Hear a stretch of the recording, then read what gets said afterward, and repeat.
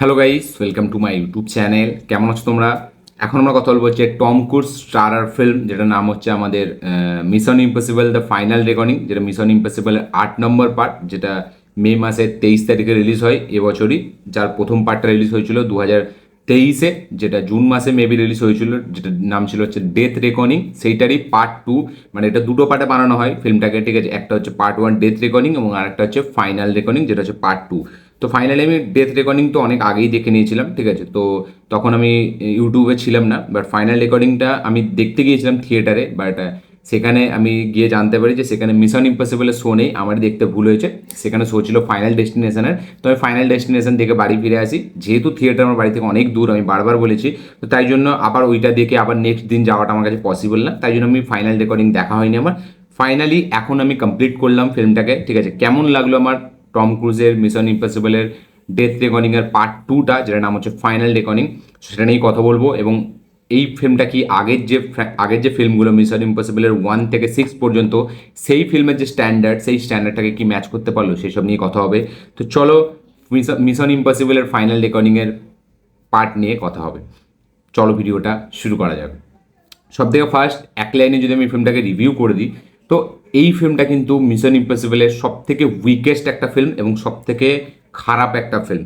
মানে এই ফিল্মটা আমি জানি না ডিরেক্টর ক্রিস্টোফার ম্যাকওয়ে কেন এটাকে, মানে সে কী হিসাবে এটা করতে রাজি হয়েছিল এবং সে কেনই বা ফিল্মটাকে দুটো পার্টে বানালো। এই ফিল্মটার যে দুটো পার্টে বানানো দরকার, সেটা আমার মতে মনে হয় না কোনো দরকার ছিল। মানে এর ফার্স্ট পার্টটা এতটা হেভি ছিল, মানে সেইখানে অ্যাকশন কম থাকলেও সেই ফিল্মটা কিন্তু দারুণভাবে এক্সিকিউট করা হয়েছিল। সেই ফিল্মটার কিছু কিছু অ্যাকশন সিকোয়েন্স, সেগুলো দেখতে মজা ছিল। একটা এয়ারপোর্টের সিন ছিল, যেটা খুব আইকনিক একটা সিন, হেভি একটা সিন। তারপর লাস্টে যে ক্লাইম্যাক্সের ট্রেন ফাইট সিকোয়েন্স, সেটাও খুব ব্যাপক ছিল।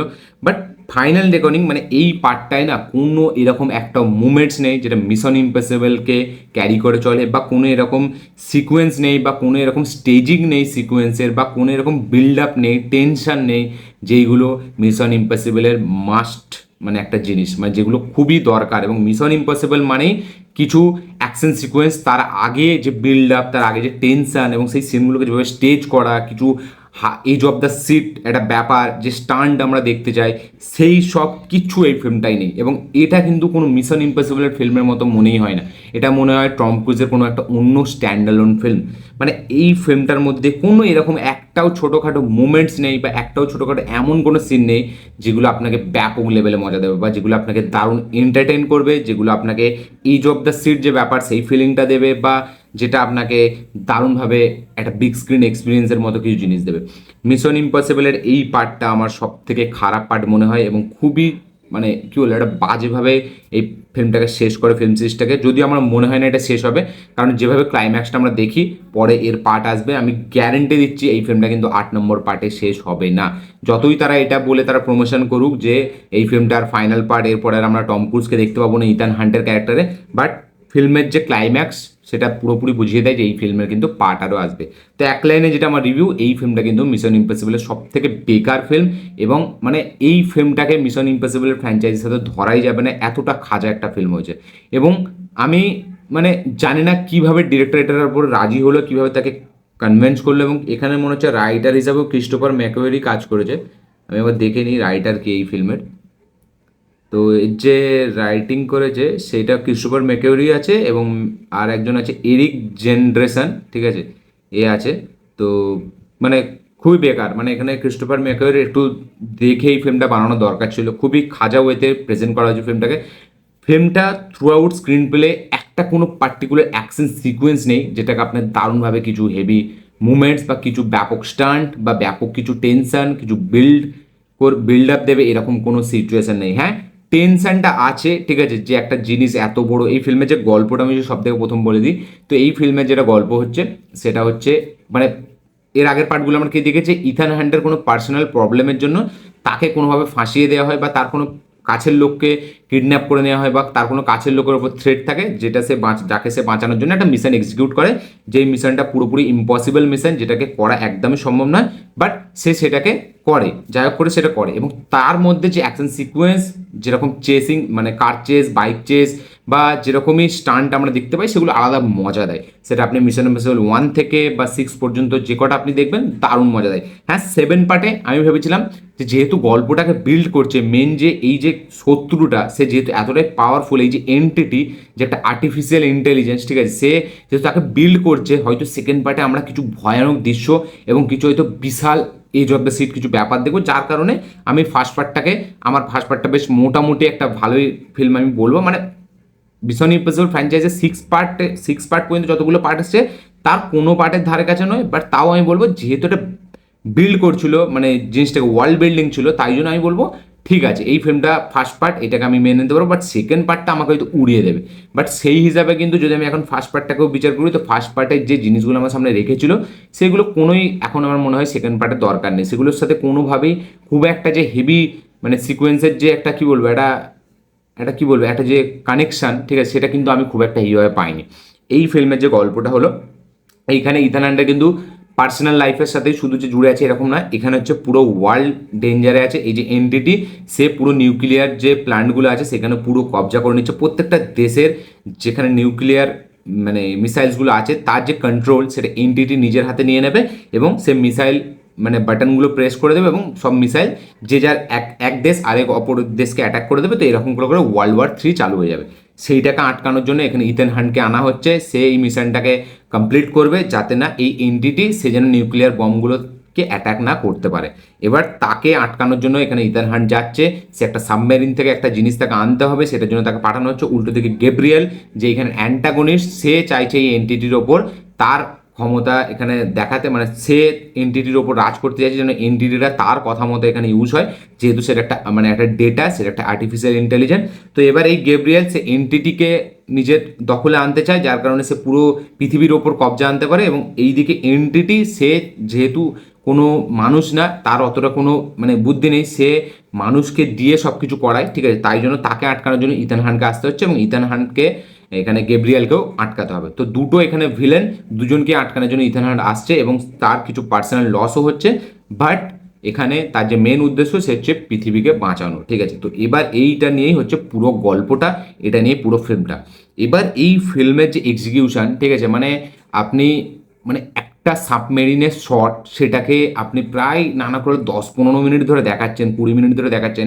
সেখানে মানে একটা টেনশন তো বিল্ড হয়, বাট এই যে এত বড় একটা মানে এখানে কি বলবো একটা ডেঞ্জার মুখে গেল ইথান হান্ট, ঠিক আছে, মানে টম ক্রুজ, তারপরে তার যে পে অফটা, ঠিক আছে, সেটা না খুব একটা হেভিভাবে এখানে ফুটে উঠে আসেনি। বা এখানে ইথান হান্টকে না খুবই ইমোশনালি প্রেজেন্ট করা হয়েছে। মানে এখানে এই যে আমি বলছিলাম ওয়ারে, মানে এই যে আমরা দেখি যে সবাই বলছিল যে কবিরকে আমরা ওয়ারে মানে আমাদের ওয়ার সিনেমায় আমরা অতটা ইমোশনালি দেখিনি, সে সবসময় নিজের কাজ করে বেরিয়ে যেত, সে রুথলেস একটা র এজেন্ট, ঠিক আছে, সে একটা জিমের মতো একটা ক্যারেক্টার, ঠিক আছে, যে শুধু মিশন এক্সিকিউট করে, যার আর কোনো নেই। হ্যাঁ, যেহেতু জিমের একটা আলাদা মোটিভ, বাট এখানে কবিরের আলাদা মোটিভ। বাট ফার্স্ট পার্টে যেরকম আমরা দেখেছিলাম কবিরকে, সেকেন্ড পার্টে পুরোটাই আলাদা। সেকেন্ড পার্টেও তার একটা ইমোশনাল সাইড দিয়ে দিয়েছি, যেখানে ঋত্বিকের যে অরাটা, ঋত্বিকের যে একটা স্ক্রিন প্রেজেন্সটা, সেখানে ঋত্বিক পারফরমেন্স ভালো দিলেও কিন্তু সেই অরাটা আমরা ফিল করতে পারছি না, যেটা আমরা ওয়ারে জাস্ট একটা হেঁটে আসা সিকোয়েন্সে আমরা সেই মজাটা পাচ্ছি। বা একটা যখন একটা কী বলবো একটা ওই টাইগার শ্রফের সাথে যে চেস সিকোয়েন্সটা, সেখানে যে ব্যাপারটা যখন অ্যাটাক করছে ঋত্বিক, সেইখানে যে তার অরাটা যখন বাইক নিয়ে আসছে সেটা আমরা ফিল করতে পারছি না। সেরকমই কিন্তু ইথান হান্ট যেটা Mission Impossible Tom Cruise play করে, তার আপনি ফার্স্ট পার্ট থেকে 6 পার্ট পর্যন্ত আপনি খালি স্টান্টগুলো দেখবেন। মানে 6 পার্টটা এখনও আমার মনে আছে যে স্টান্টগুলো আছে সেগুলো অসাধারণ। 5 পার্টে একটা বাইক চেস সিকোয়েন্স আছে, ঠিক আছে, মানে সেগুলো দেখতেই মজা লাগে। 4-এ ঘোষ প্রোটোকলে আমরা দেখছি বুর্জ খলিফার ওপর দিয়ে করছে। তো ওইসব যে সিকোয়েন্সগুলো সেগুলো এতটা সুন্দর, এতটা ব্যাপারগুলো এতটা হাই রাখা হয় যেগুলো দেখতেই আলাদা বিগ স্ক্রিনে মজা লাগে। এবং সেখানে টম ক্রুজের ওই ছোটা সিকোয়েন্স বা অ্যাকশনের সিকোয়েন্সে পারছে না কিন্তু তাও তাকে লড়তে হচ্ছে, এই যে ব্যাপারটা, সেইখানে কিন্তু এই পার্টে ফাইনাল রেকর্ডিংয়ে সেই জিনিসটা আমরা দেখতেই পাই না। তবুই ডেথ রেকর্ডিংয়ে মানে প্রথম পার্টটায় অনেকটা অ্যাকশন করতে দেখতে পেয়েছিলাম আমরা একে মানে টম ক্রুজকে, বাট লাস্ট পার্টে কিন্তু কোনো অ্যাকশন সিকোয়েন্স নেই। এবং যে কটা অ্যাকশন সিকোয়েন্স আছে সেখানে কিন্তু টম ক্রুজকে হেভিভাবে এখানে কোনো এলিভেশন শট বা তার কোনো নিজস্ব একটা অরা বা একটা স্টান্ট, ঠিক আছে, যে সেগুলো করে বেড়ায়, যে সেগুলো হেভি, যেগুলোতে সে মাহির, যেগুলো ইথান হান্টার ক্যারেক্টারকে একটা আলাদা মানে কী বলবো একটা স্ক্রিন প্রেজেন্স বা একটা অরা দিয়ে দেয়, সেইগুলো কোনো এইখানে আমরা দেখতে পাচ্ছি না। তো এইখানে আমি জানি না ডিরেক্টর ক্রিস্টোফার ম্যাকওয়ার সে কীভাবে এখানে মানে এরমভাবে প্রেজেন্ট করলো মানে ইথান হান্ট টম ক্রুজের মতো হিরোকে, যার করার মতো কিছু ছিল না, যে শুধু একটা মানে সব কিছুতেই ইমোশনাল হয়ে এবং একটা জিনিস একটা মিশনকে এক্সিকিউট করছে যেখানে তার কোনো নিজস্ব কোনো হেভি হিরোইক কোনো ব্যাপার বা কোনো একটা স্ক্রিন প্রেজেন্স নেই, সে এবার পৃথিবীকে বাঁচাচ্ছে। হ্যাঁ, আমরা এর আগেও ডেঞ্জারাস মিশন করতে দেখেছি ইথান হান্টকে, বাট তার মধ্যেও তার যে একটা স্ক্রিন প্রেজেন্স, তার যে একটা অরা, যে ইথান হান্টের যে একটা ব্যাপার, ঠিক আছে, মানে তার যে একটা আলাদাই ম্যাজিক সেটা আমরা দেখতে পেয়েছিলাম, যতই বড় সে ডেঞ্জারাস মিশন করুক। বাট এইখানে কিন্তু তার ম্যাজিকটা কোথাও গিয়ে ফুটে উঠে আসেন। এখানে টম ক্রুজকে টম ক্রুজ হিসাবে এখানে প্রেজেন্ট করেনি ক্রিস্টোফার ম্যাকএভয়, জাস্ট সে একটা একটা অ্যাক্টার হিসাবে, ঠিক আছে, যে একটা খুব ইমোশনাল ওয়েতে তাকে প্রেজেন্ট করা হয়েছে, যেটা কিনা সব থেকে নেগেটিভ পয়েন্ট আমার লেগেছে এই ফিল্মের। এবং এই ফিল্মে যেরকম বললাম ভিজুয়ালি স্পেকটাকেল ওয়াইজ এই ফিল্মটা সেরকম কিছুই নেই, যেটা তবুই ফার্স্ট পার্টে অনেক ছিল। একটা বাইকের সিন ছিল, একটা ট্রেনের সিকোয়েন্স ছিল, একটা এয়ারপোর্টের সিকোয়েন্স ছিল, যেগুলো ব্যাপক। এখানেও টেনশন বিল্ড করতে পারে সাবমেরিনের সিকোয়েন্সটা, বাট সেখানে অতটা যেহেতু সিনটা অনেকক্ষণ চলতে থাকে না, সেই লেভেলে আমরা জানি যে লাস্টে কী হতে চলেছে সেটা আমরা বুঝতে পারছি, যার কারণে মানে টেনশনটা এমনভাবে দরকার ছিল যেখানে হয়তো কিছু লোক আসছে, অ্যাকশন হচ্ছে, বাট এখানে সেরকমভাবে ট্রিটই করা হয়নি। এবং সব থেকে যেটা আমার বেকার লেগেছে যে এই ফিল্মে কিন্তু একটাও অ্যাকশন সিকোয়েন্স নেই, যেটা মিশন ইম্পসিবলের সব থেকে বেস্ট পার্ট। মিশন ইম্পসিবল মানে হচ্ছে আমরা জানি যে ধোঁয়াধার কিছু অ্যাকশন সিকোয়েন্স এবং সেই হাই অকটেন কিছু চেস সিকোয়েন্স, যেগুলো আমরা দেখে ব্যাপকভাবে মজা পাবো। টম ক্রুজের কিছু কিছু মানে এই মাস্ক পাল্টানো, মানে এখানেও পুরনো কিছু সিনকে রিক্রিয়েট করা হয়েছে এবং ফার্স্ট পার্ট থেকে জুড়ে আছে এই ফিল্মের গল্প। ফার্স্ট পার্ট থেকে যতগুলো পার্ট এখানে মিশন ইম্পসিবলের যতগুলো ইথান হান্ট মিশন কমপ্লিট করেছে, প্রত্যেকটা পার্ট এখানে জুড়ে আছে এবং ডাইরেক্ট কানেকশন আছে ফার্স্ট পার্ট এবং সেকেন্ড পার্টের সাথে।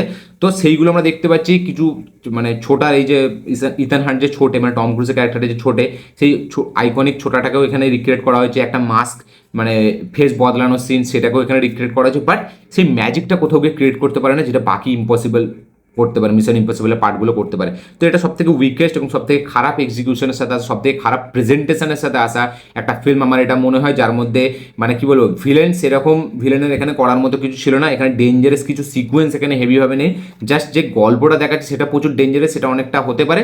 বাট এই সেম গল্প আমরা এর আগে বিভিন্ন সিনেমায় দেখেছি, নিউক্লিয়ার অ্যাটাক, পৃথিবী ধ্বংস হয়ে যাবে।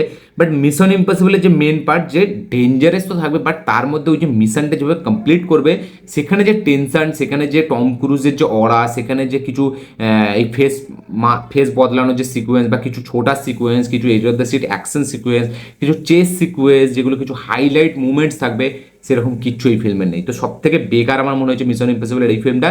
এটা বলার মতো অনেক কিছু আছে, বাট আমি বেশি বড় করতে চাই না ভিডিওটাকে। তো এই ফিল্মটা পারফরমেন্স ওয়াইজ মানে খুব ভালো, এখানে ইথান হান্টের টম ক্রুজ পারফরমেন্স ভালো দিয়েছে, খুব ইমোশনালি তাকে দেখতে লাগে, ঠিক আছে। বাট এখানে ইথান হান্টকে আমরা ফিরে পাই না, এখানে আমরা টম ক্রুজকে মিশন ইম্পসিবলের যে হিরো তাকে আমরা ফিরে পাই না।